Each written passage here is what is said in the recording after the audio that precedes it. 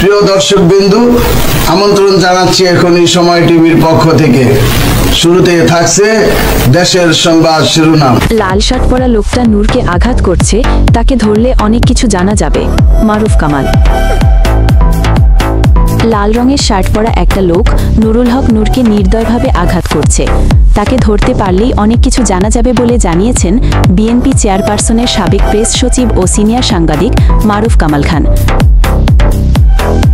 শুক্রবার ২৯ আগস্ট দিবাগত রাত ৩টার দিকে সামাজিক যোগাযোগ মাধ্যম ফেসবুকে দেওয়া এক পোস্টে তিনি এসব কথা বলেন।